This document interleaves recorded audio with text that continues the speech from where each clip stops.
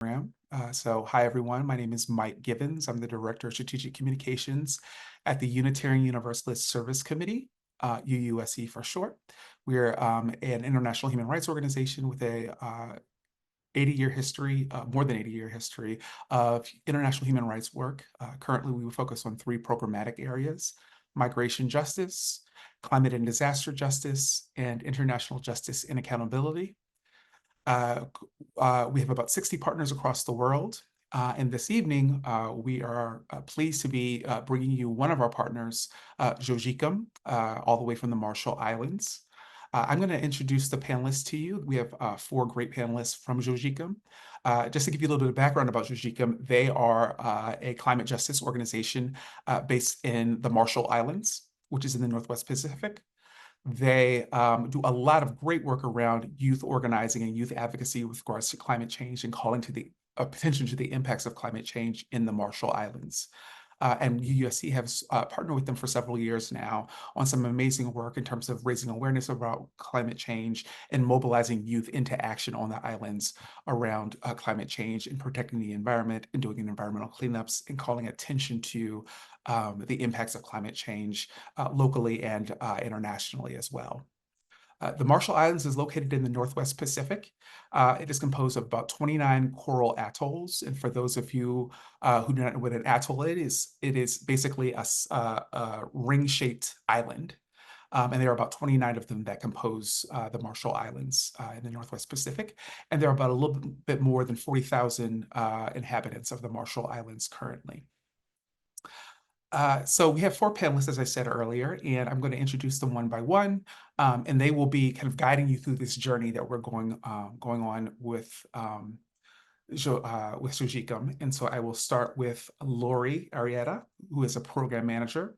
Lori graduated from the University of Hawaii at Hilo during the fall of 2017 with a Bachelor's of Science degree in Environmental Science. Her responsibilities include overseeing all Jo-Jikum projects, as well as designing new projects relating to youth engagement and empowerment and climate change issues. So welcome, Lori.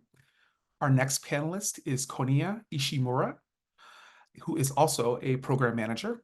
Konya is an undergraduate student at the University of the South Pacific, currently pursuing his Bachelor of Arts degree in Law and Sociology.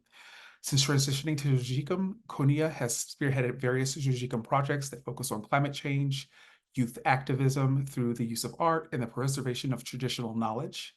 His most recent projects include assisting in the construction of legendary kiosks around Majuro, which is the capital of the Marshall Islands, working with the public school system to publish storybooks from legends collected in Arno and or atolls, and organizing an art exhibition to raise awareness on climate change and the RMI's nuclear legacy. And we will go into RMI and the RMI nuclear legacy in the presentation.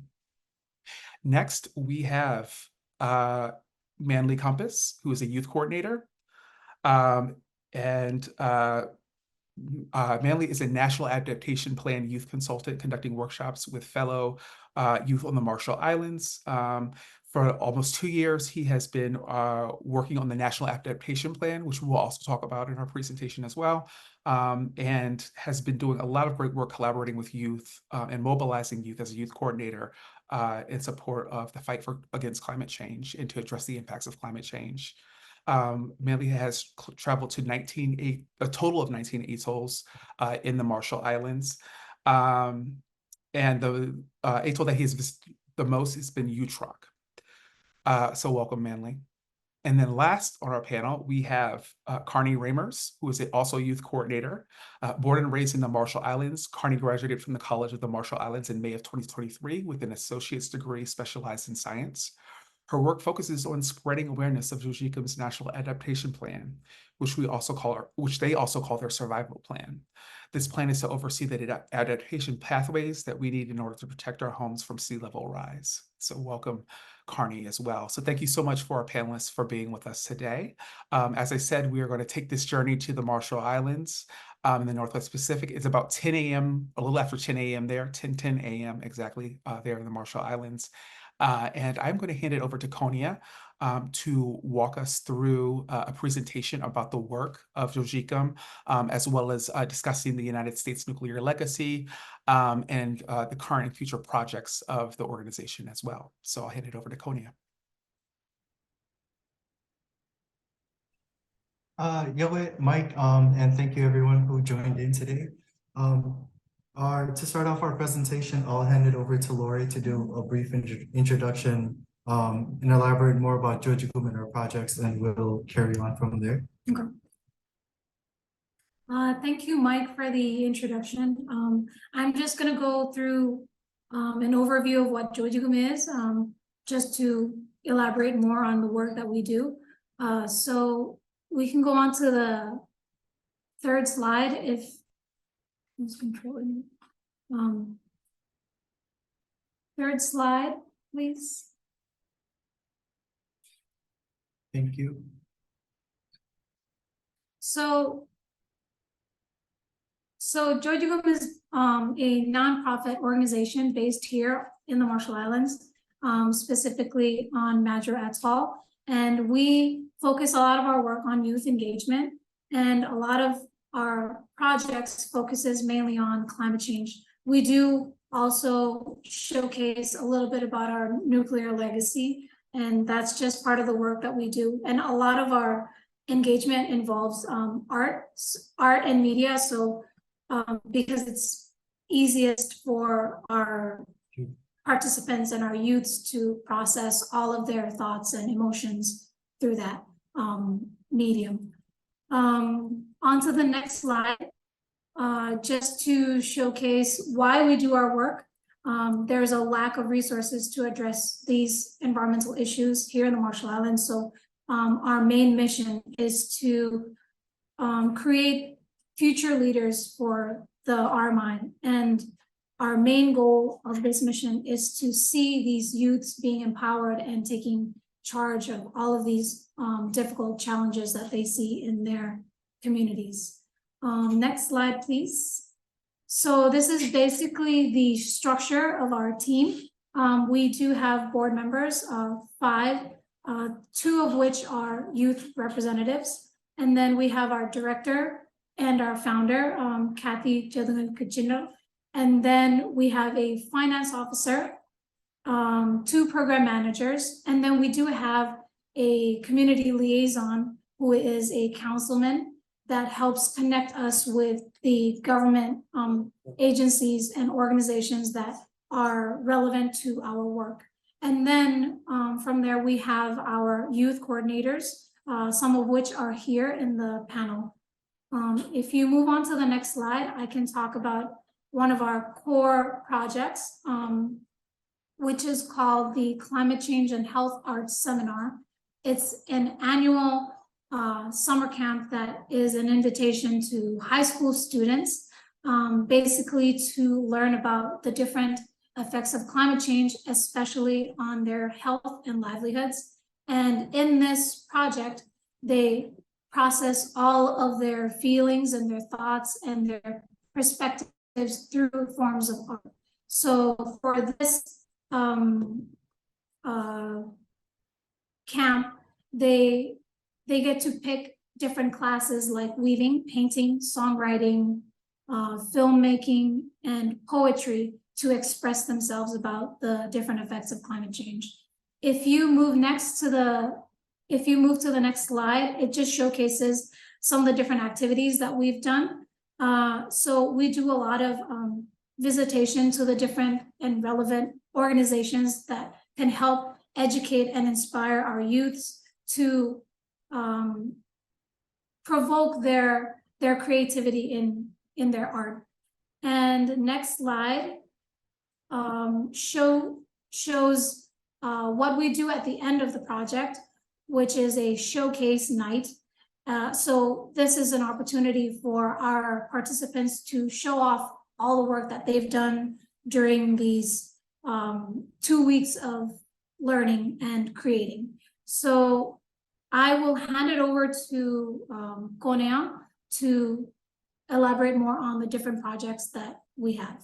Thank you. Thank you, Lori.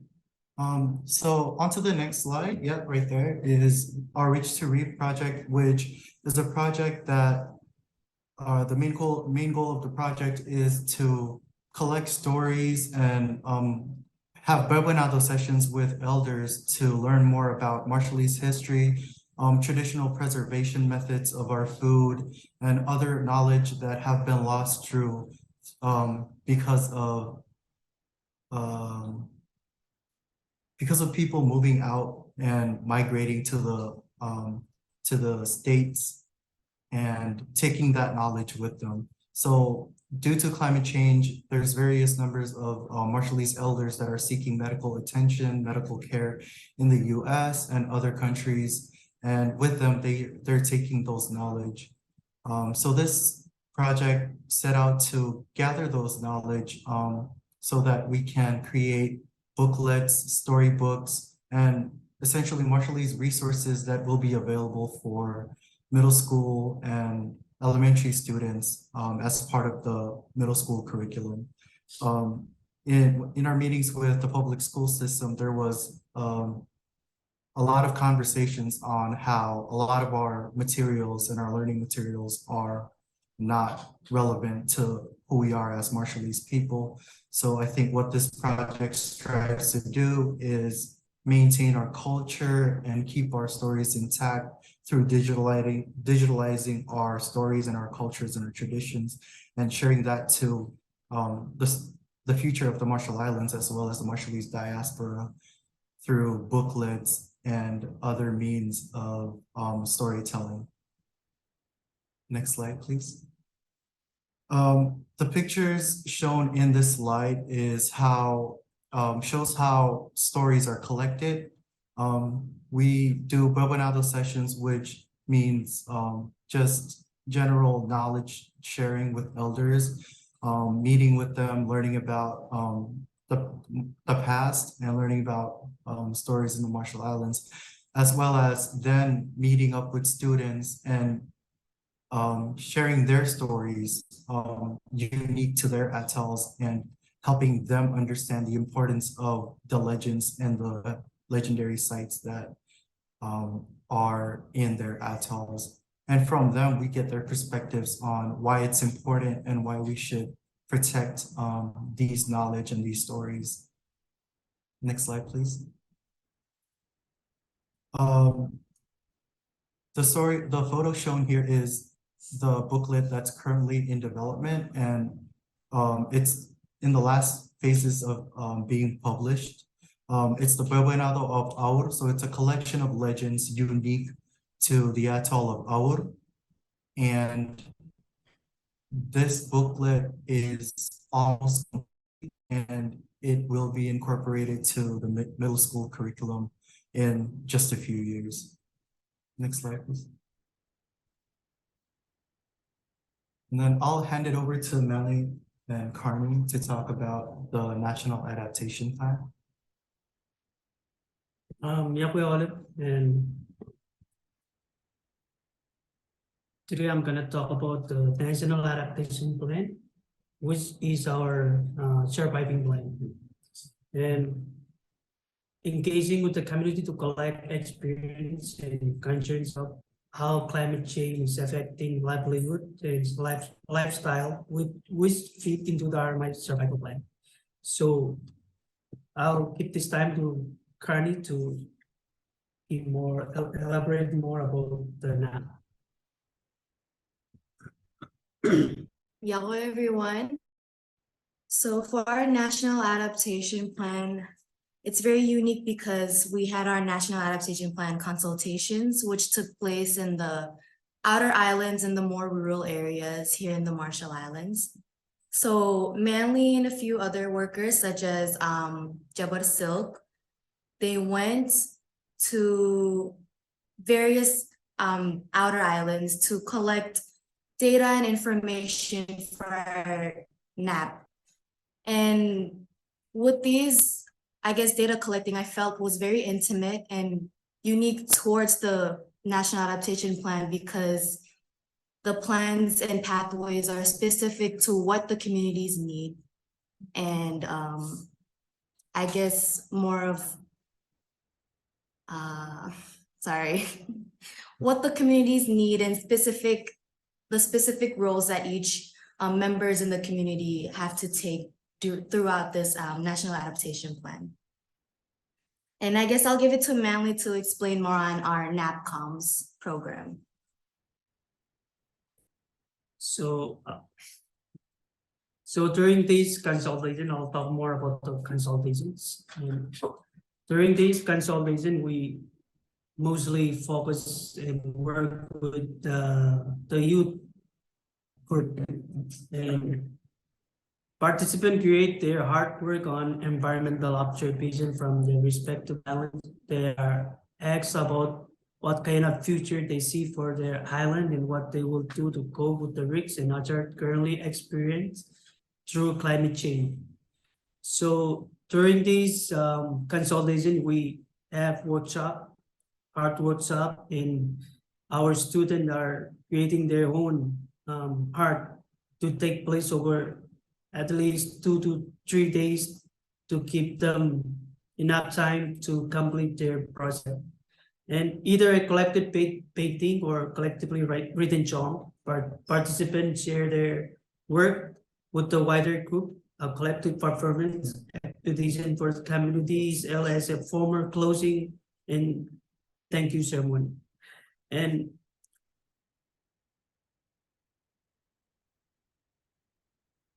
all their art, they illustrate that there is no time to look back. They have to pave the way forward for themselves and their island to survive. Yeah. And about our NAPCOM, so what we do here is we're doing a radio show to let the public know about what is the NAP is, what are the bad ways to cope with climate change, and to let people know more about what is climate change and how did it affect them here in the Marshall Islands. And maybe I'll keep this time to Lori to elaborate more about the NAPCOMs. Thank you. Thank you, Manly. So I'm just going to elaborate more on what the NAP communications is all about. So because there's a lot of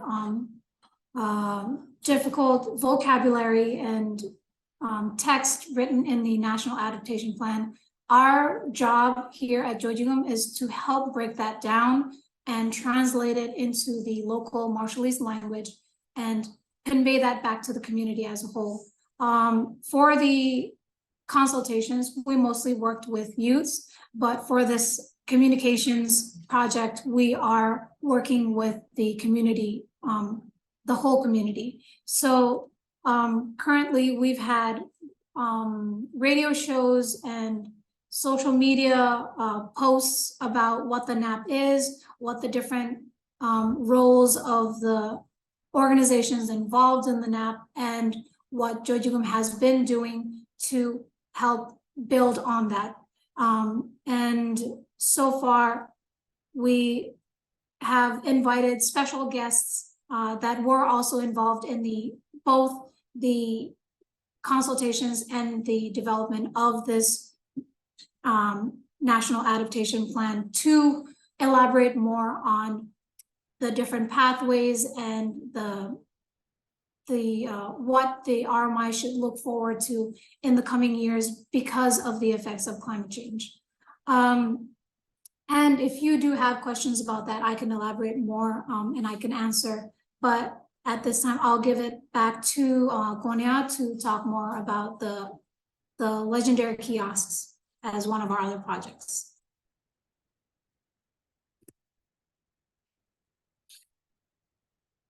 Thank you, Lori.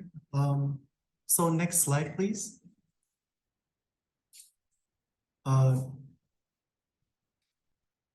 Next slide.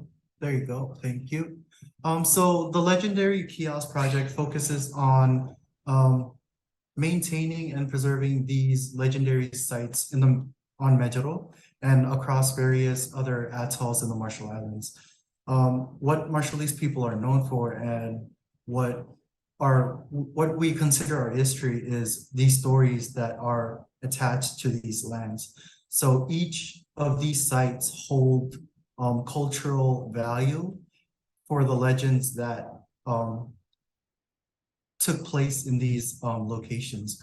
For example, back in the 1900s, when there was a severe drought in Medjugorje, the site in Weja was where a lady was walking by and she saw a bird dipping its head into a hole. And to her surprise, this hole was filled with fresh water. And that's where the entire Marshallese community got their water from during this time of drought.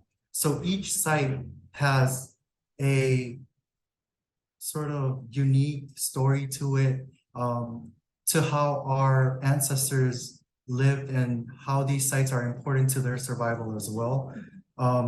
The site at Ajaldague is where canoes in Medjugorje were built. The site at Lora is where there was also a freshwater well that the community at Lora also took water from. So these stories are related to the survival of our ancestors, but they have legends attached to them so that it could be passed down orally for people to remember and hopefully maintain. And that's the goal of this project, is to spread awareness about the relevance of these locations and why it's important that we keep them safe and mark them as our historical sites. Thank you. Next slide, please.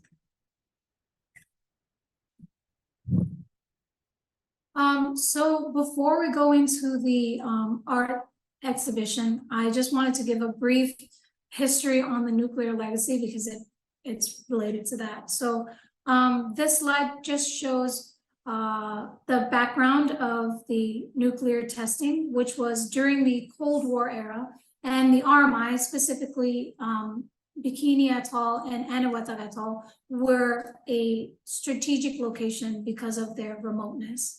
And this was part of the mandate of the nuclear testing for the US trusteeship. If you go on to the next slide. So to give you more background, there were 67 nuclear tests that were conducted here in the Marshall Islands.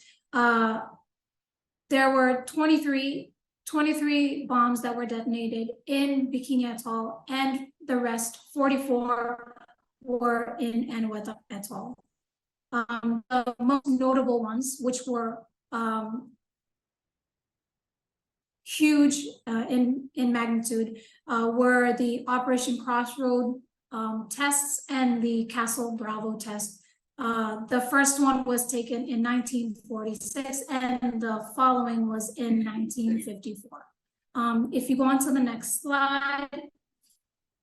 So the immediate impacts were that these communities were displaced, their environment was contaminated, and they were exposed to radiation, which caused cancer and other health issues.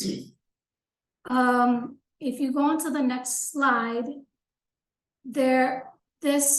after the fallout, there was another project that followed after, which was called the Project 4.1, which was the unethical experiment of the Marshallese community that were exposed to radiation. So this was a lack of informed consent. They moved a number of members in the community of Ronla back to Bikini Atoll to be studied for these, to study the effects of the radiation on them.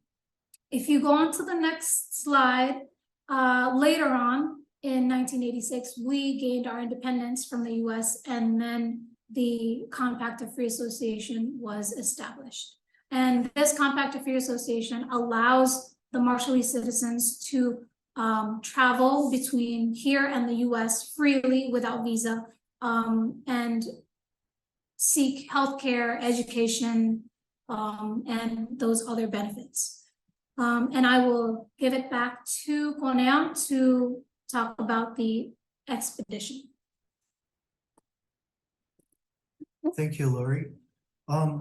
So moving on, given that brief historical context on our nuclear legacy, well, Jo-Jikum took part in an expedition alongside various international artists to Bikini, Ronglap, and Woto. This expedition was to help artists learn about the experiences and the history of Bikini and what they went through in the past in terms of being relocated, being displaced, being contaminated, and being tested on.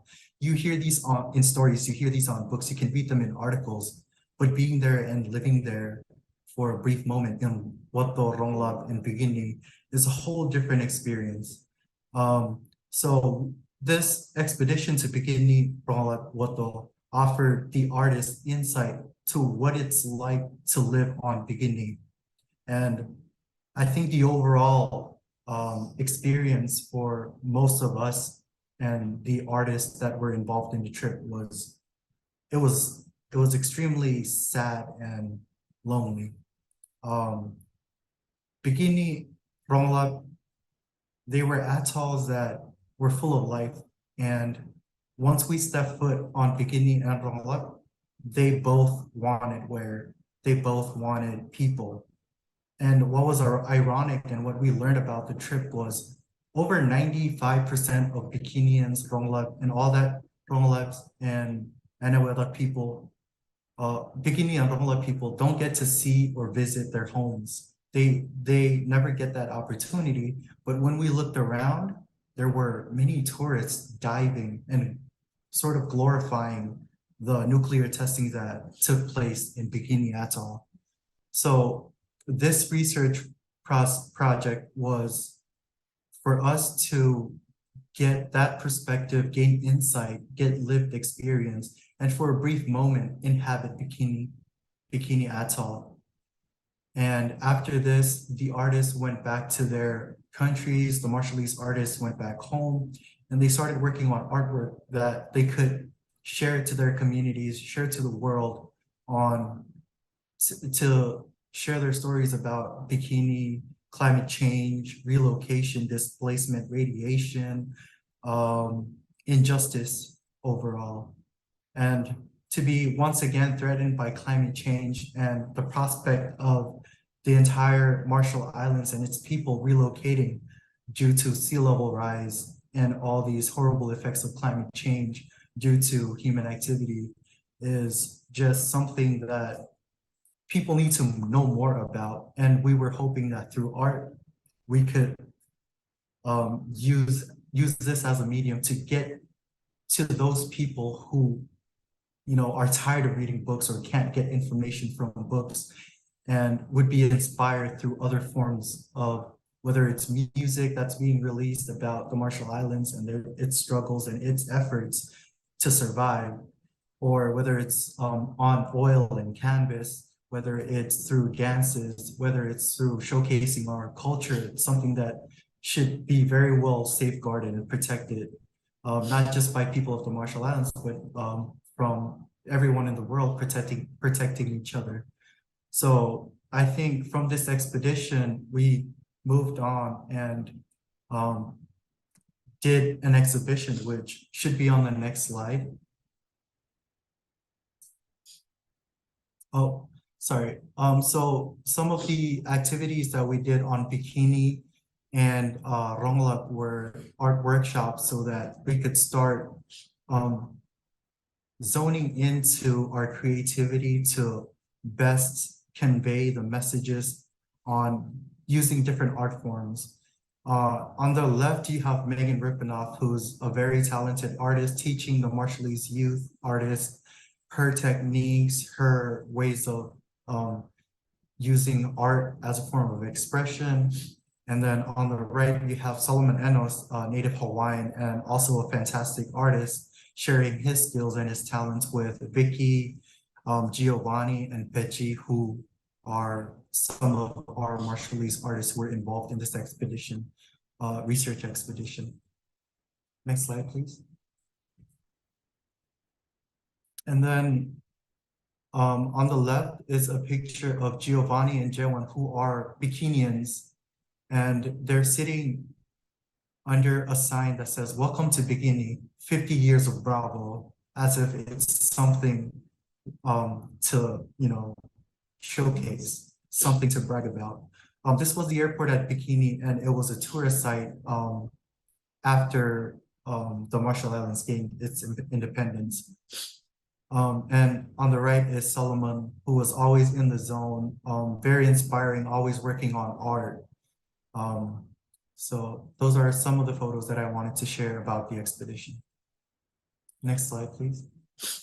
And the NVRD exhibition. So right after the expedition, Jo-Jikum reached out to various partners, UUSC as well, in the hopes of setting up an exhibition where we could report back to the community. What's big is because we realized that we were on Bikini and roll-up, and the people of Bikini, the people of the 4 atolls never get the opportunity to see their home atolls. This was an opportunity for the artists and our youth artists who also consisted of 3 Bikinians to showcase their art, to report back to their communities on how they felt stepping foot on back in their homes.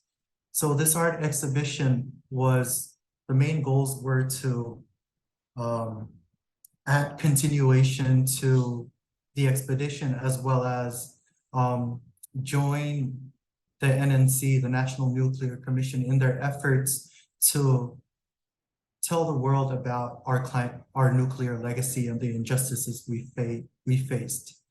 It was also about identifying climate change threats and the links between climate change with our nuclear legacy, and to promote the use of art as a tool for advocacy, as you'll see in the next slides. So following up to the exhibition were week-long activities organized by various members, part of the NVRD planning committee. Jo-Jikum was also a member in this committee. So the week-long activities consisted of storytelling sessions with college students and middle school students in SDA, co-op, and northern schools. It also, next slide, please. So this is Evelyn, who is the director at NNC. She's doing a presentation on our nuclear legacy with the students at Assumption. Next slide, please. And then the very next day was the workshop with co-op students, digital archive with some of the Japanese students and the survivors of World War II, who were also involved in this presentation. Next slide, please. And then following that activity was a debate between the colleges in the Marshall Islands, USP, and USP and CMI. The topic was whether or not the RMI should be a part of the TPNW treaty.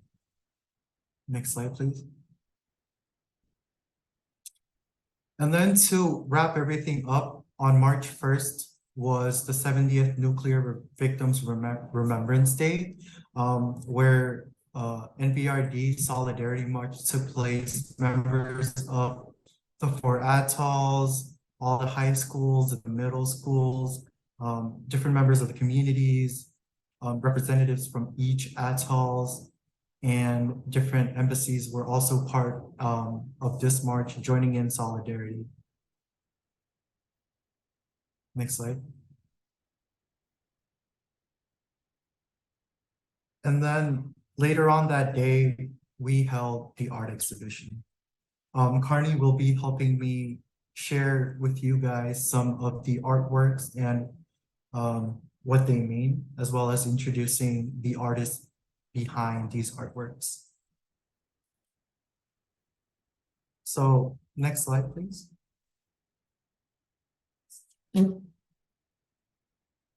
This is just some photos of people, students looking at the artworks, including the president, Assumption students, and co-op students.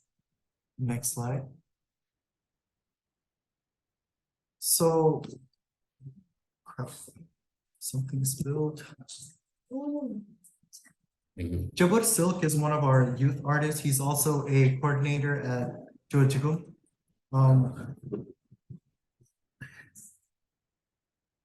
Sorry, water spilled. So Jabbar's artwork for the open mic session was a song titled Jirimminong Jirimjeru. To briefly summarize his inspiration behind the song was when he was in bikini, he saw a sign that said, "We can fix everything but a broken heart." And from this, he was inspired to tell a story about two lovers that despite being separated, are very much still in love and look forward to meeting again once again. So behind his song, he's hoping that once again, the people that were affected and the people that were displaced due to the nuclear testings can once again go home and reunite with their ancestors in their ancestral lands. Next slide. Yamare again, everyone. Here we have Giovanni Johnson, who was a Bikinian and was also part of the expedition. And in this painting that she had painted is a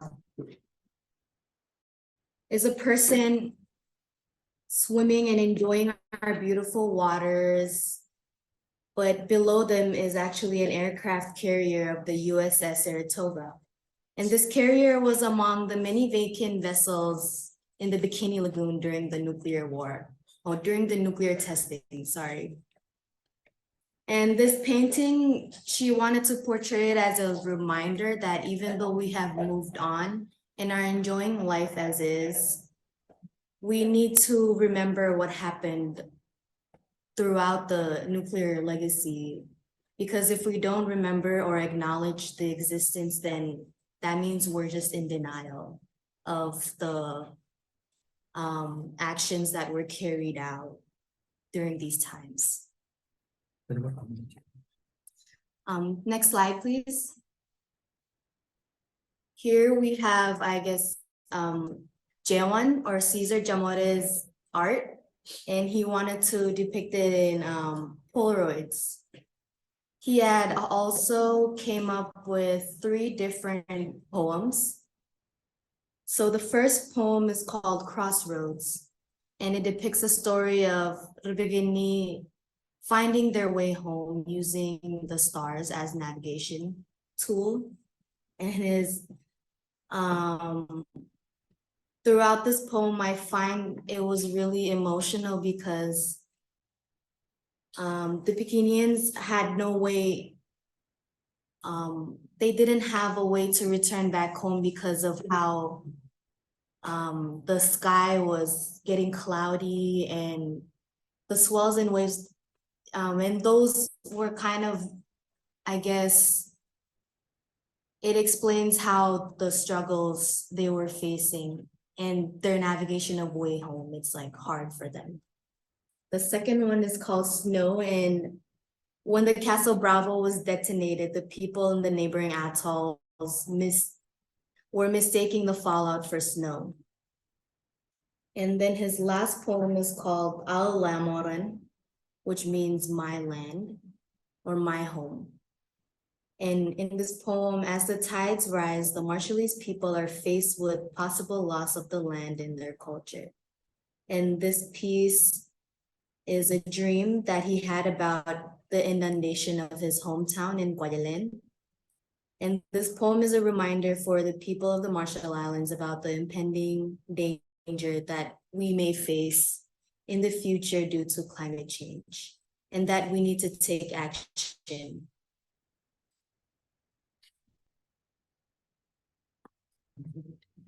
Thank you, Carney. So for the next artwork is an art by Alsen Geren, who is a Bikini himself.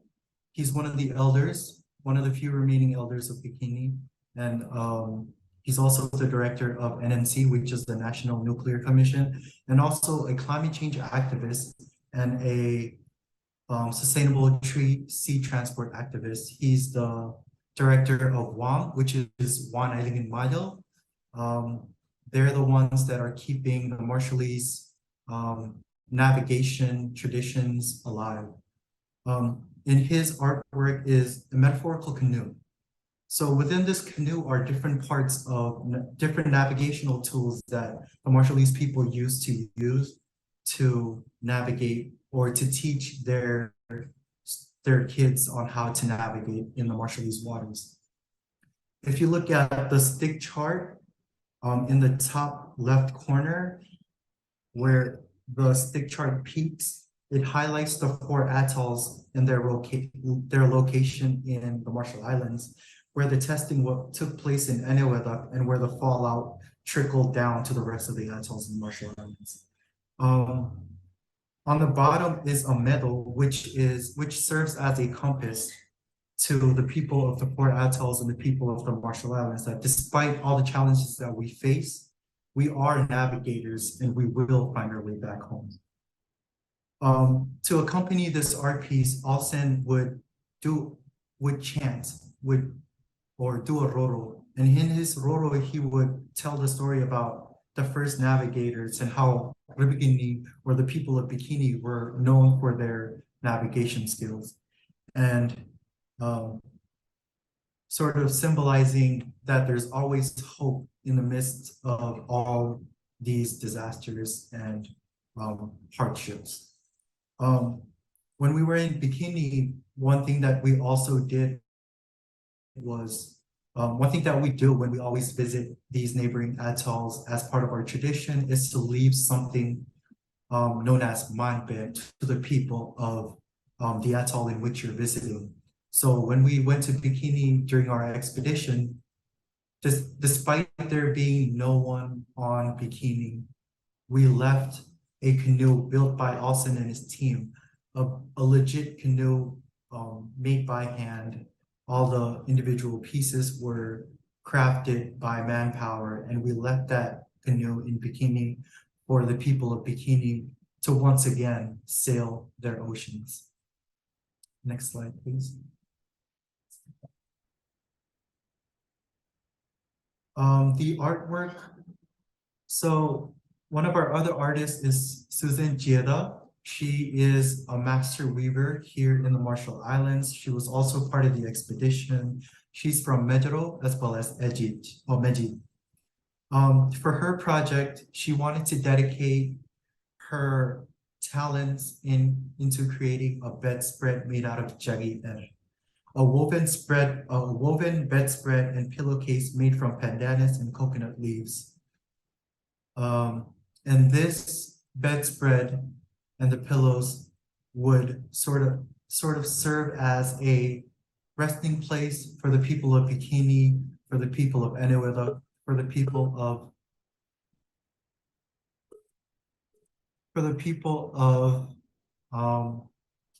the 4 atolls and those that were impacted by the nuclear legacy and the testings, and who are now currently experiencing climate change. She wanted the bedspread to be a symbol of hope as well, as a place to rest, to wait for these things to end, so that once it's all over and once humanity comes together and creates a solution, that they can all go back after resting in this bedspread. She wanted to also dedicate this piece to Kalena, who was also a marine biologist who recently passed away. She was a climate activist and also one of the Scientists, young scientists. She was, she was one of the most prominent young scientists in the Marshall Islands, and unfortunately, she passed away just before we could do this expedition. So if you could see in the top left corner was a corner dedicated to her in memory and in honor of her. Next slide, please.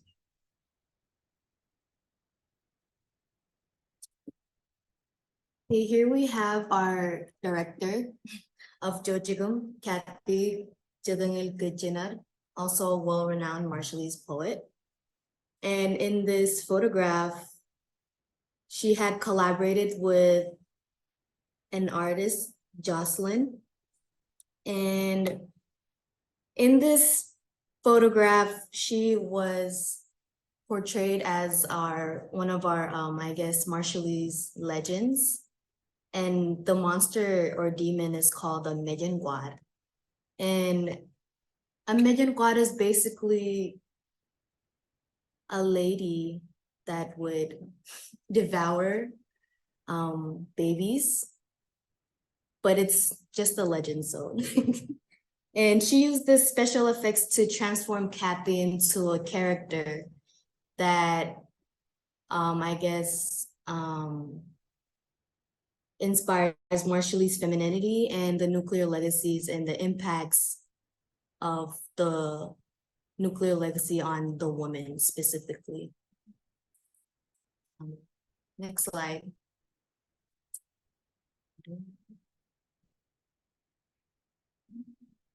Okay, here we have Patsy Beji Glad. She is a tattoo artist based here in the Marshall Islands. So throughout the expedition, Beji had a dream on one of the islands that they had visited. And she wanted to paint the dream that she had as a folktale. And on each of the canvases, you can see in red paint the motifs that she had that would explain each of the scenes in her dreams. And what Beji also did was throughout the exhibition, she had collected a number of volunteers so that she would tattoo these motifs onto them.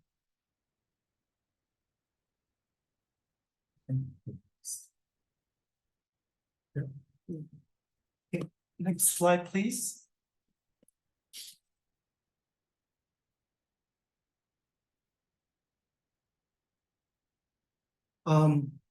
Victoria Jamore, who's also one of our youth artists, she's also the sister of Jewan Jamore, and they are both Bikini from Bikini.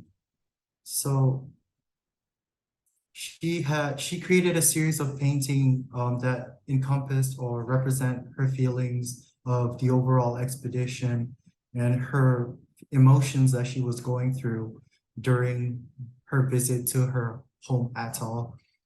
One of her first artworks are Let's Go Home, which sort of conveys that one day she hopes that her people could sail back in traditional canoes back to their home atoll and live peacefully as Bikinians. Return to Sender is an art that depicts the Runit Dome, which she depicts as a ticking time bomb set to explode. The Runit Dome, if you didn't know, is where all the nuclear waste was dumped into, and it's surrounded by the ocean, and it has very little. It's not lined. It's not lined. So with climate change and with the threat of sea level rising, all that nuclear waste will once again be leaked into the ocean and once again harming the people of the Marshall Islands. And in close proximity is the people of Enewetak, who've already experienced radiation and these horrible effects of the nuclear testing. So she's basically advocating for the States to stand up and to claim their waste and to take it with them because we don't want it. And then the next one is something that she told me that was very hard to write. The title of her next artwork was Libigini, which is oil on acrylic, and she painted this in 2024.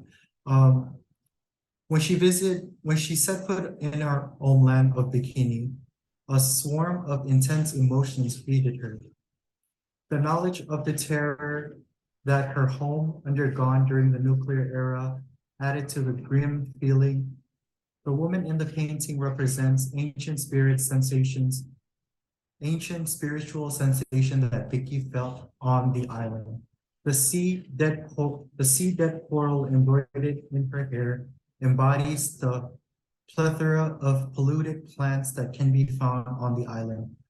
Her locks extended to create the ever-present yet still uninhabitable bikini growing out, yet vacant. The dead fish surrounding the bikini are a representation of the eerie feelings that Vicky felt upon realizing that the island was still thriving despite the amount of radiation present. The fish were healthy and swimming about, as if the water was not contaminated. This shows the resilience of the Marshallese people adapting to the harsh conditions and pushing forward. Vicky articulates this by using the instrument known as the ragainin, and the ragainin has significant cultural values to the women in our community because it's passed down from mother to daughter as a way of passing down information and knowledge of weaving in our culture to the next generation. It's what the lady in the art is holding, is the ragainin. Next slide, please.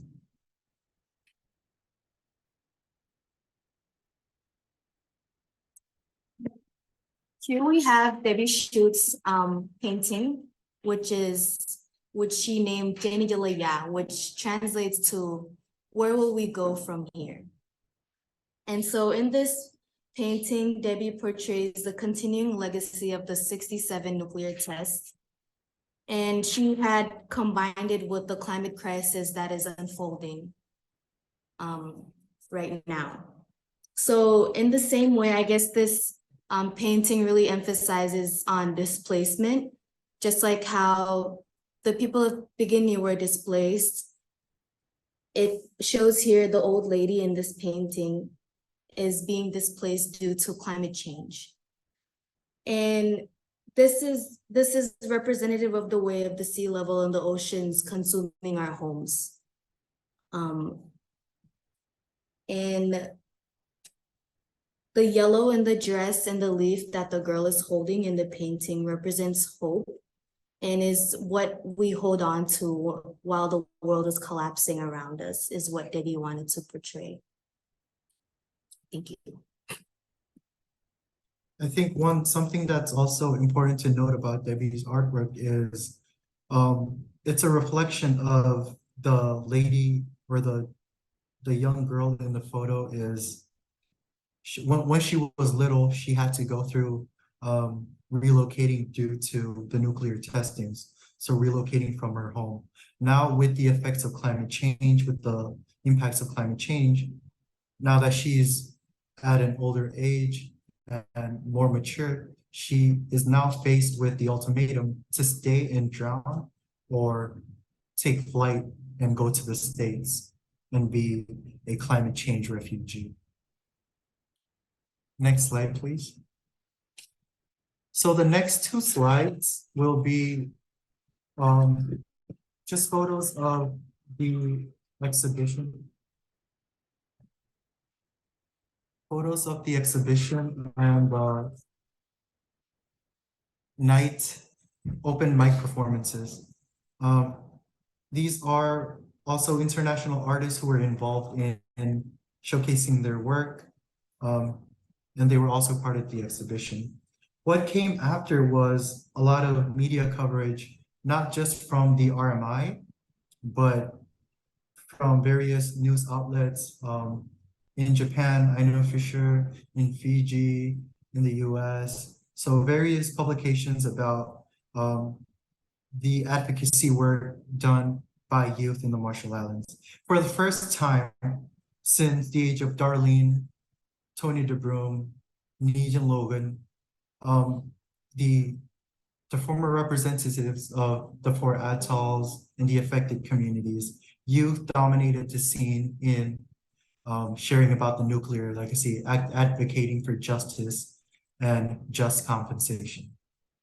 And I think that was very important to share because what we set out to do was to mobilize youth to advocate for climate change and nuclear legacy. And throughout the whole week and the week following was mobilization of youths in Fiji, youths in Japan, youths in Taiwan, youths in the States, mobilizing together, raising awareness and advocating for nuclear justice and climate justice for the people of the RMI.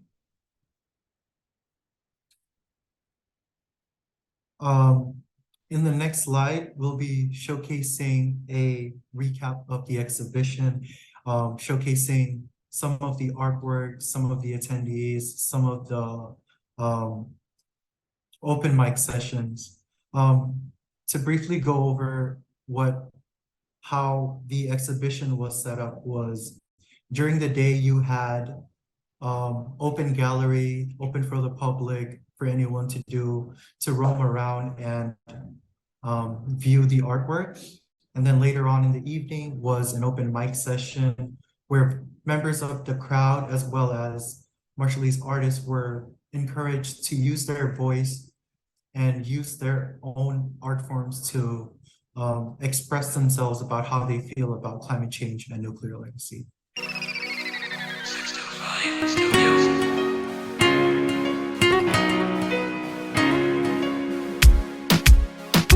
Eres gana na sagola island kina Meni neret meni letonga island kina Are me groye paranwa Regin si meo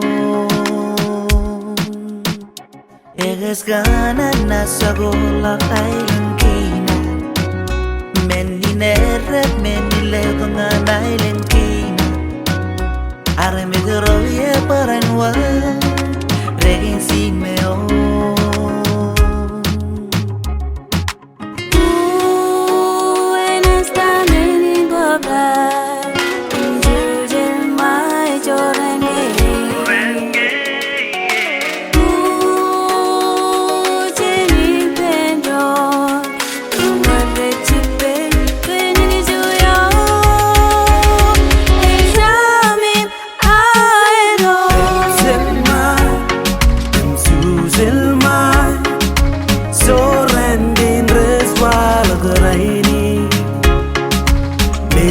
todo idomane pero el apno punde bile bionani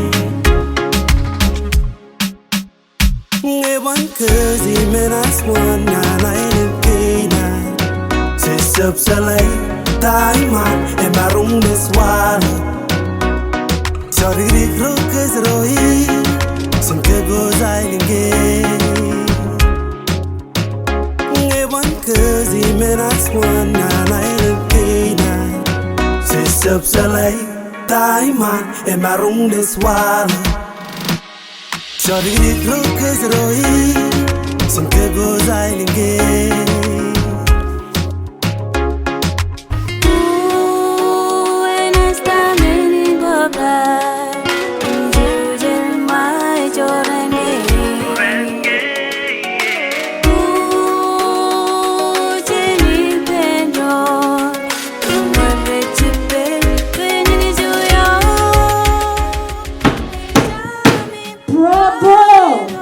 Blanketed in the snow and eternal strife, gay children run.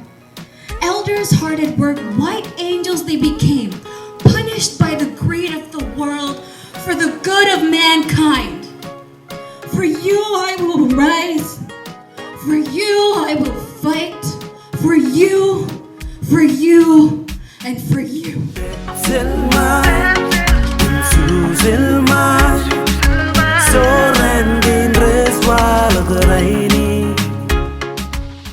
We were pushing for this to happen so that it wasn't just a trip to go, step foot on Bigini. It was a trip that offered us the insight so that we can also share with you the experience. But I also believe that a lot of what you've seen today is a piece of all these talented artists put into canvas, put into words, put into music, put into performances. I want to thank you all for coming and for being part of this. And this is only the first step towards spreading awareness on nuclear justice and climate justice through arts. The first step we wanted to take was, of course, the Marshall Islands. Thank you again, Komol Dada, Yung Good night.